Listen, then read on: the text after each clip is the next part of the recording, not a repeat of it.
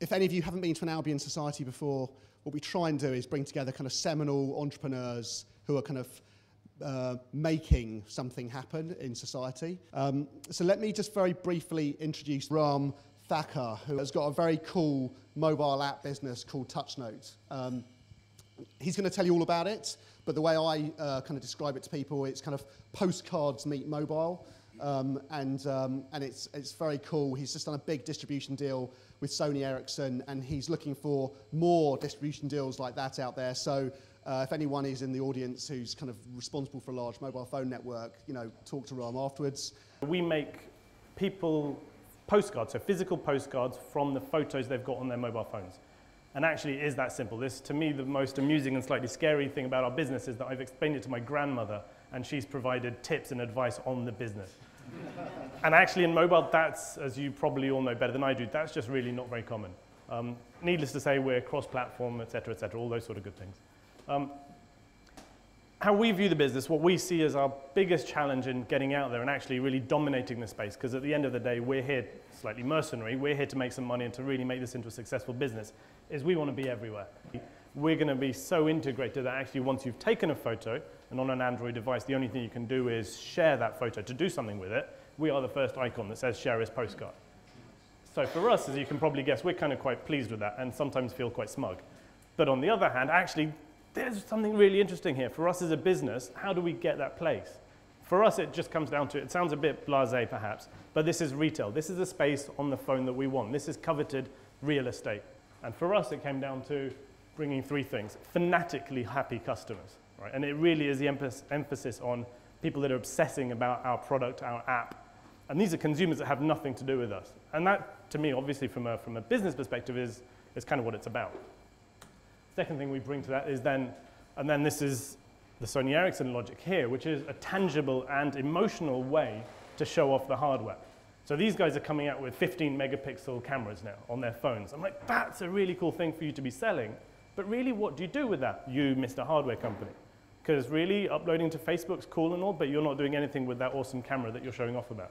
Whereas if we come along and offer a nice way to show that off, and oh, look, here's a photo of my little son Bob at the beach. Dear Granny, here, girlfriend, it was so nice to hang out with you.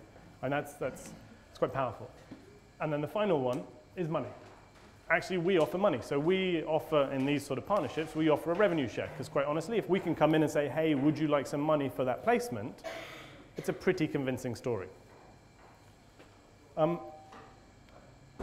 Pulling that all together, to me, it's okay, so where are we in this industry? Where are we in this business? And how do we view this? So took it upon myself to come out with 3 of the biggest lessons that we've learned inside Touchnote and how we view all of this. First one, my belief, our belief in Touchnote is if you successfully identify big trends, actually it only comes down to timing and execution. Yes, of course, only comes down to timing and execution. But really, it will happen. It may take a bit long for these guys to get there, but if you're sitting there in the shoes of a small business, in the shoes of trying to understand where is there an opportunity here, these people will get there eventually. And there's way too many businesses that have either not got their timing or understood timing well enough, or even if they have understood it, got execution, they haven't quite got their execution right. And this, for me, is particularly true in mobile. Second one, more than ever before, an integrated, awesome experience across the board is absolutely, it's not just a good thing to do, but it's absolutely mandatory. If there's only one lesson we take from Apple, this should be it. Right? Forget this whole, I emotionally believe that Apple is better than Google. I mean, yes, it's an interesting conversation for other people, but not that relevant reality. To me, what's interesting that Apple has taught us is that the moment you start hearing about it, through to that post-purchase, whatever you may be doing, it's just really been honed. And it doesn't necessarily feel like it's been honed, but it really does work. And that, to me, for us and how we view Touchnote, is that we've got to get every single piece along that chain just right. And then the final one in this is that, and particularly in mobile, it's all about distribution. There are many, many people who've come out with a really quite nice service and got to 50,000, 100,000, 200,000 people. But unless you understand the nature of the value chain, unless you understand where you can derive revenue, there's no chance that most of these businesses will derive any sense of real shareholder value unless they're on million, maybe 2 million, maybe 5 million phones. And the way that these guys have currently set up their business models and currently set up their distribution plans, they've got no chance at all of doing it. which also smells of opportunity for the guys in here that can think about proposition, can think about how do we actually take that proposition and use channels to markets, use the channels to markets to get to our consumers. That's really interesting. That's how we view Touchnotes. And we obviously in the business are in the thick of it every day trying to work out us, app company, startup, really worrying about cash flow, all those sort of good things that small businesses have to think about. That's how we view it. Pull it to the other side, our suggestions. How would you guys look at this? How would you guys think, wait a second, where does content fit into this? Where does apps fit into this? What is the value chain? What do all these things mean? There's one really interesting question that I think that not enough people ask in this industry, which is why do I, me 15-year-old, me 25-year-old, me 40-year-old, why do I today buy a mobile phone?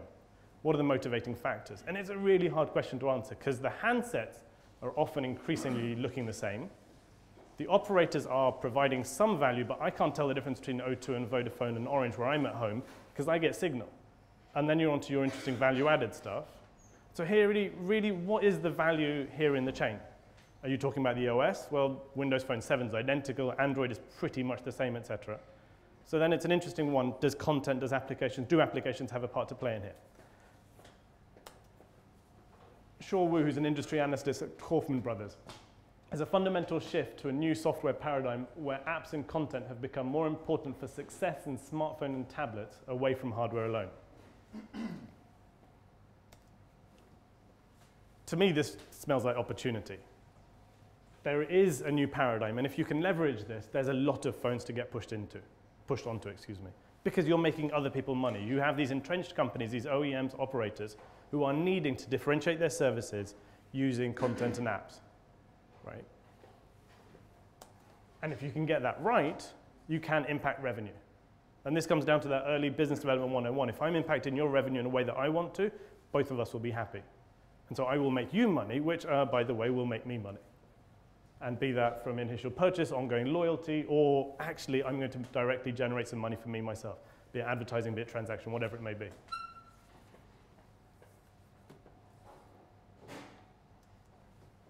Operator build revenue from mobile content and applications will be in excess of 3 billion euros in Western Europe in 2010. A further 21 billion euros of revenue will follow subscribers based on content. Globally, content may influence over 60 billion euros of spending. Investment in content as a competitive differentiator can be disproportionately beneficial to net margins, and adopting a leading-edge content strategy could result in a 6% uplift in margins over 5 years. So to me, this is like, wait a second, content is what's going to make the big guys lots of money. And the big guys aren't. Yes, of course, they can be good at content, but they're not focusing on that. They're focusing on the handsets. They're focusing on being good operators. What does that all mean? So what have we said here?